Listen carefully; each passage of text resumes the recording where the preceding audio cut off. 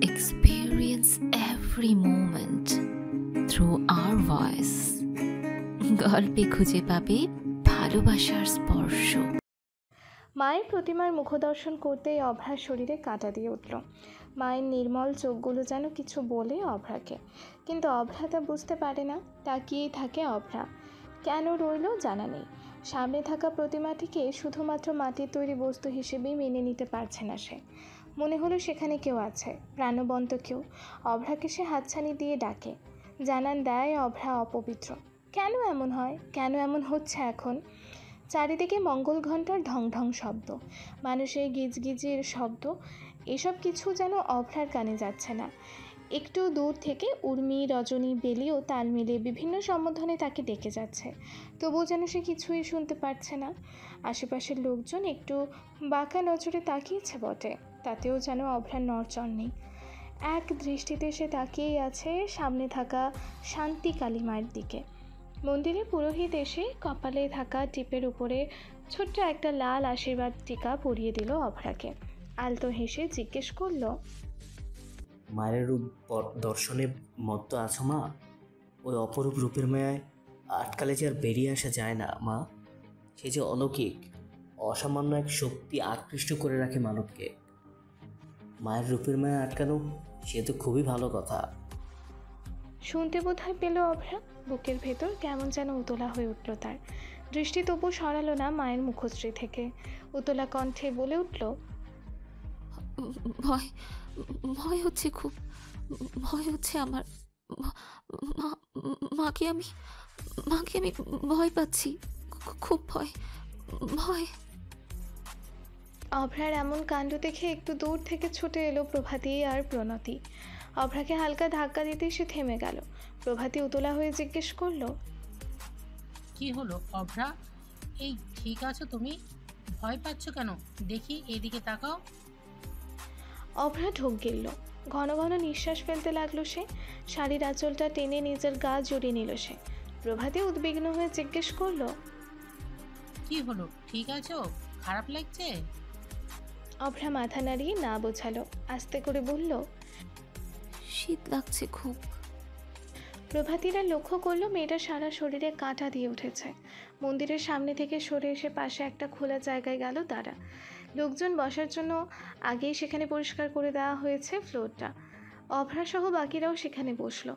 রজনীরাও এলো সেখানটায়। উষ্ণ প্রচ্ছদ কাউকে দেখা যাচ্ছে না। কে জানে দুজন মিলে কোথায় গিয়ে বসে আছে। উর্মি ফোন করে সব বলতেই ছুটে এলো দুজন। ঘামছে অভ্রা। এই শীত তো এই আবার গরমে ঘেমে নেয় একাকার হচ্ছে সে। সবাই কিছুটা চিন্তিত এটা নিয়ে।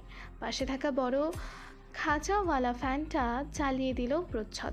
উষ্ণ পানি এনে দিল তাকে। একটু পানি খেয়ে অভ্রা বলল, আমি ঠিক আছি, তোমরা এত চিন্তা করো না। এটা নতুন না, কালী মায়ের সামনে আসলেই আমার ভয় হয়। কেন হয় তা আমি জানি না, এই জন্যই। নয়না হাত বুলিয়ে দিল অভ্রার মাথায়, বলল, এসব কিছু না মা, মনের ভুল তোমার, কিচ্ছু হবে না। এখন স্বাভাবিক হও, আমরা সবাই আছি তো। সব ঠিক হয়ে যাবে। অভ্রা মাথা নেড়ে সম্মতি দিল। প্রণতি রজনীর দিকে তাকিয়ে বলল, আচ্ছা তোরা সবাই এখানে বস, আমরা আসছি। প্রীতি ওদিকে একা একা পুজোর জোগাড় করছে, একা এত কিছু পারবে না ও। আর উষ্ণ বাবা, এখন বেশি দূর যাস না তোরাও, বোমার কাছেই থাকিস। উষ্ণ রাজি হলো। প্রচ্ছদ আর কোথাও গেল না। পৃথুলাকে কোথাও না দেখে এদিক ওদিক তাকিয়ে দেখলো একটু দূরেই দাঁড়িয়ে সেলফি তুলতে ব্যস্ত সে। তাকে আর ডাকার প্রয়োজন বোধ করলো না সে। থাক, সময় হলে নিজেই ফিরবে। রাতের বাজে 12:30। ইতিমধ্যে সকলেই প্রসাদ ভোগ গ্রহণ করে নিয়েছে। মানুষের সমাগম বেড়েই চলেছে। সবাই সবার মতোই আছে। অভ্রা ফ্লোরে কুঁজো হয়ে বসে আছে প্রণতির কোলে মাথা রেখে। চোখ বুজে থাকলেও ঘুম গভীরভাবে কাবু করতে পারেনি তাকে। প্রণতিরাই জোর করে শুইয়েছে একটু ভালো লাগবে বলে। প্রণতি সহস্তে মাথায় হাত বুলিয়েও দিচ্ছে তার। উষ্ণ আর প্রচ্ছদ প্রথম থেকেই একসাথে আছে। এই যে এখনও তাই। একটু আগেই বেরিয়েছে দুজনে মিলে। এখন মন্দিরে ঢুকে নিজেদের পরিবারের কাছে আসতে নিলেই থেমে গেল উষ্ণ। তা দেখে প্রচ্ছদ জিজ্ঞেস করলো, কিরে থামনি কেন? চল। ওয়েট। বলেই উষ্ণ উল্টো আর একদিকে এগিয়ে যেতে লাগলো। তা দেখে প্রচ্ছদও সেই দিকে এগোলো। উষ্ণ গিয়ে দাঁড়ালো একটা ছেলের পাশেই।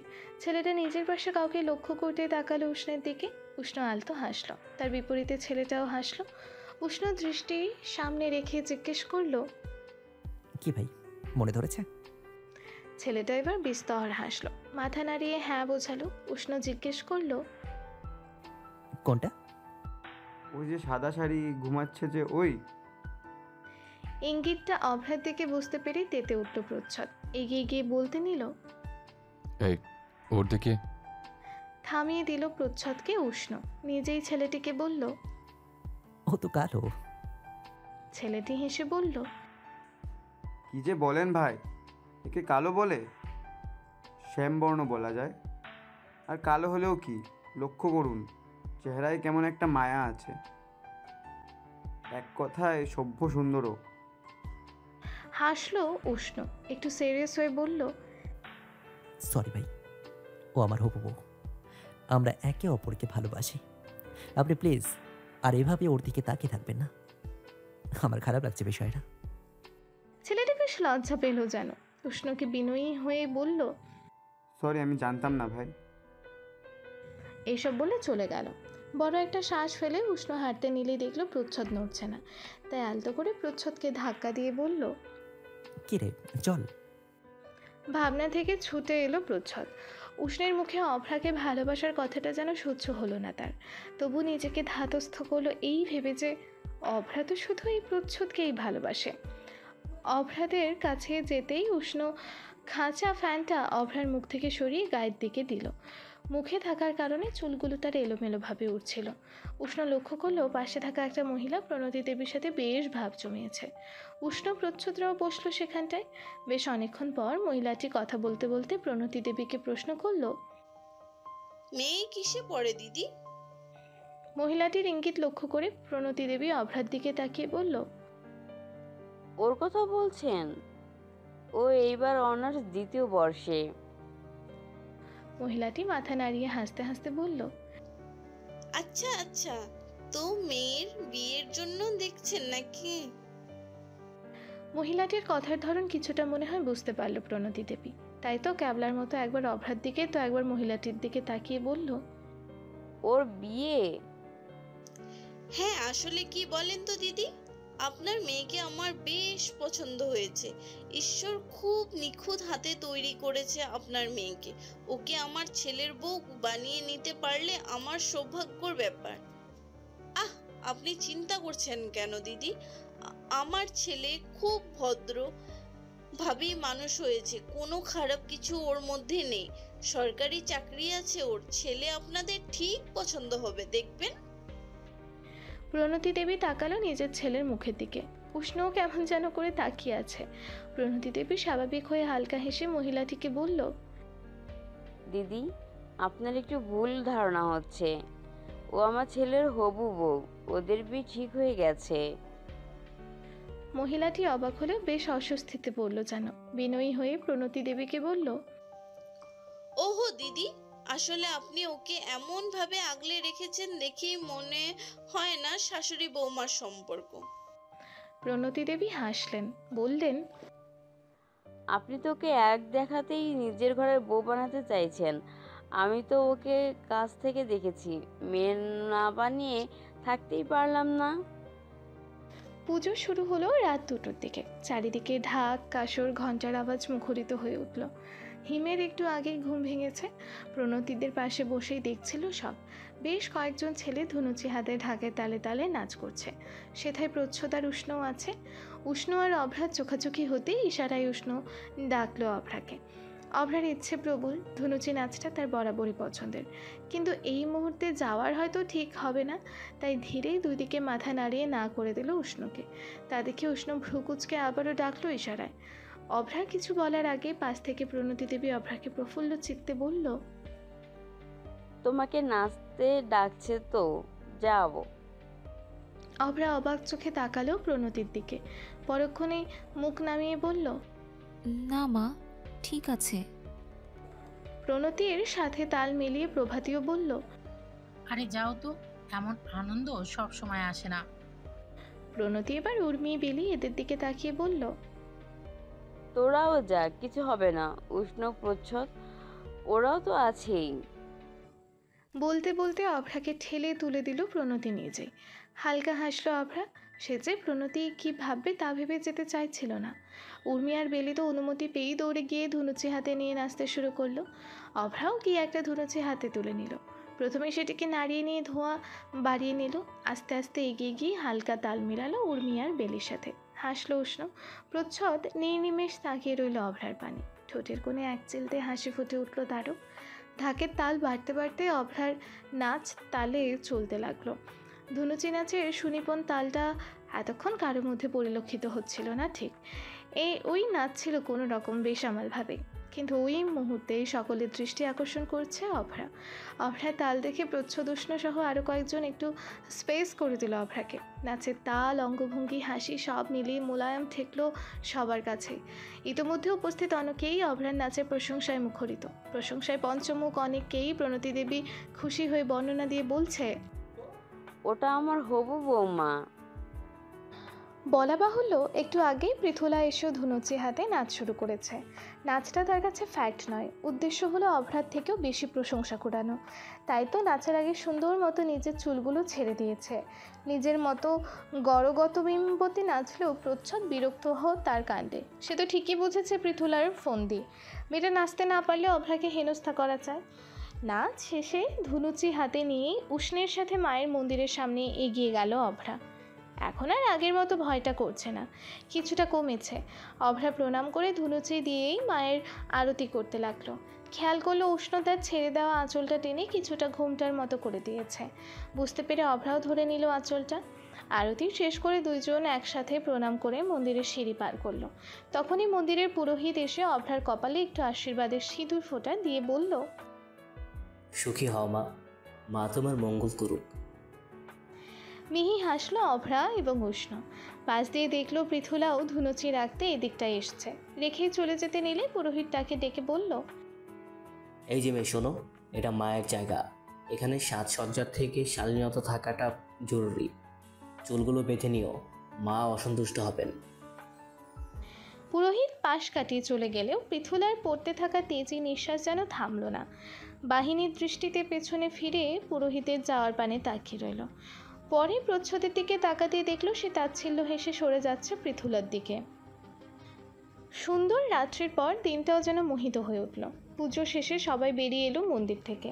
হুট করে পরিকল্পনা করা হলো কাছে একটা পাহাড়ি এলাকা থেকে ঘুরে আসবে সবাই। সবাই বলতে বড়রা বাদ দিয়ে। সকলের উৎফুল্ল ভাবটা উটকো মনে হলো পৃথুলার কাছে। তাই তো সে সবাইকে জানিয়ে দিল সে বড়দের সাথে বাড়ি ফিরবে।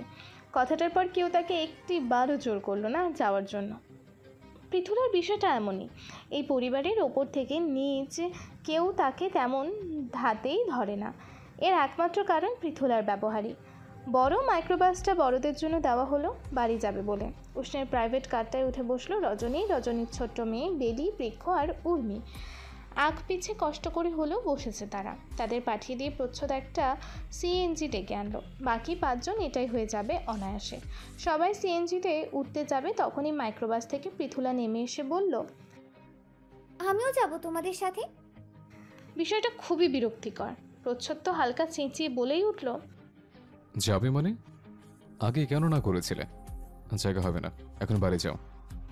পৃথুলা প্রচ্ছদের দিকে কড়া করে বলল, আমি যাব বলেছি মানে যাবই। প্রচ্ছদের মেজাজ চরম পর্যায়ে পৌঁছে গেছে।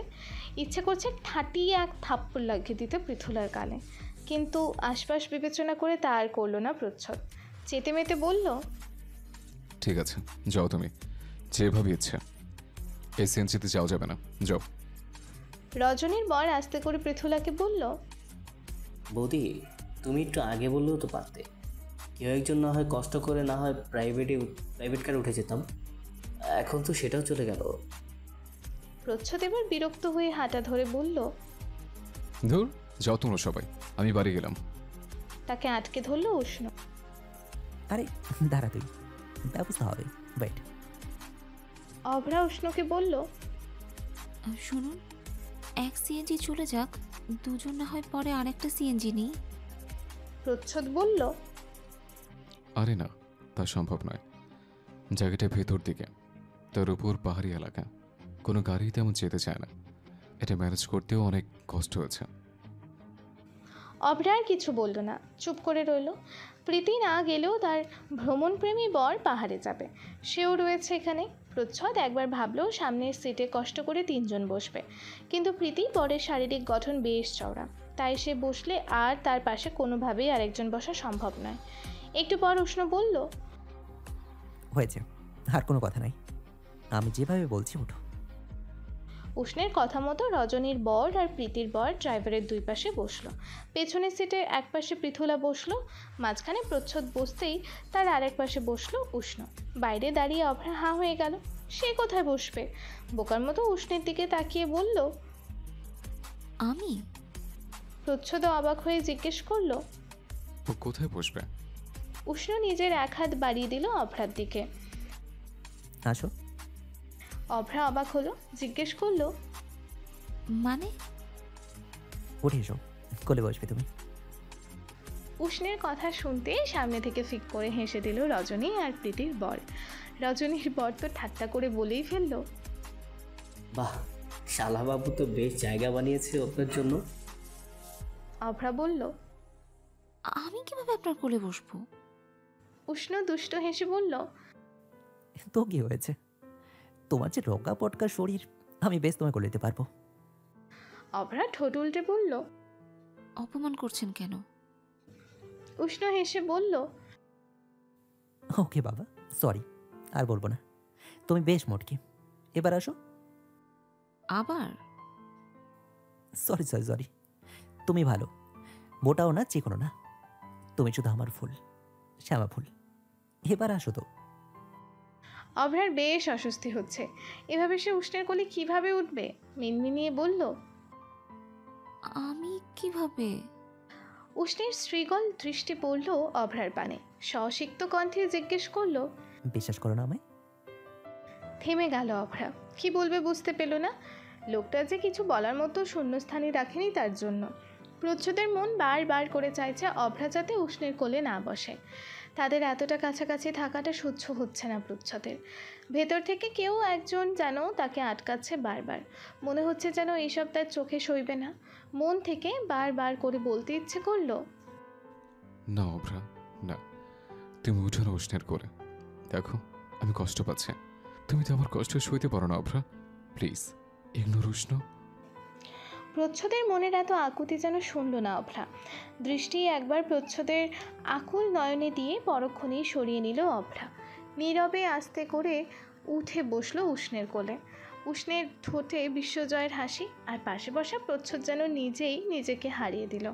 ভেতর থেকে কেউ এবার যেন তাচ্ছিল্য করে বলে উঠল, দেখ প্রচ্ছদ, দেখ, তোকে পাগলের মতো ভালোবাসতে থাকে মেয়েটি আজ তোকে বুঝলো না, শুনলো না তোর মনের কথাটা। ভালোটা আর বাসলো না সে তোকে, তুই যেবার পেয়েও আর পেলে না তাকে। আর হবে না অভ্রা, তো আর হবে না। পাহাড়ি রাস্তার আঁকাবাঁকা পরে বেশ কাঠখড় পুড়িয়েই চলছে সিএনজিটা। যাত্রা শুরুর একটু পরে হঠাৎ উষ্ণের ইচ্ছে হলো তার শ্যামাফুলের এলোকেশে মুখ ডোবাতে। নিজের ইচ্ছেকে অবলোকন না করে হুট করে অভ্রার খোপাটা খুলে দিল উষ্ণ। বুঝতে পেরিয়ে অভ্রা অবাক হয়ে জিজ্ঞেস করলো, আরে কি করছেন? খোপা কেন খুলছেন? ইচ্ছে হলো তাই। বাইরে বাতাসে অভ্রার চুলগুলো এলোমেলো হয়ে উঠতে থাকলো, তাই অভ্রা হাত উঁচিয়ে আবারও চুলে খোপা করতে নিলেই উষ্ণ আস্তে করে মুখ ঢাকালো অভ্রার কেশে। ফিসফিসিয়ে বলল, তোমার ভালোর জন্যই করেছি আমল। খোপা করলে তোমার ব্লাউজের ফাঁকে উন্মুক্ত পিঠে মুখ কুচবো, তখন কিন্তু আমাকে নিরজ্জ বললে চলবে না। জমে গেল অভ্রা, হাতটা ওভাবেই থেমে গেল। বুকের ভেতর ধিমধিম আওয়াজ তুলল কিছু একটা, বুঝতে পারল না তা কি। পাশ থেকে প্রচ্ছদের শরীর থেকে পারফিউমের কড়া স্মেল এসে নাকে ঠেকছে অভ্রার। তন্মিত হয়ে প্রচ্ছদের দিকে তাকাতেই দৃষ্টিতে দৃষ্টি মিলিত হলো দুজনার। লোকটাকে প্রাণ ভরে দেখার ইচ্ছে ইহু জন্মেও মিটবে না মনে হয় অভ্রার। এই যে এখন কেমন বিহায়ের মতো তাকিয়ে আছে তার দিকে, দুটো অনুভূতি মিলে একাকার হচ্ছে অভ্রার মনে। উষ্ণ আর প্রচ্ছদ, অভ্রা তো দুজনকে একসাথেই লালন করছে মনের ভেতর। এক তার অতীত আর এক তার ভবিষ্যৎ। অভ্রার মস্তিষ্ক বারবার জানান দিচ্ছে,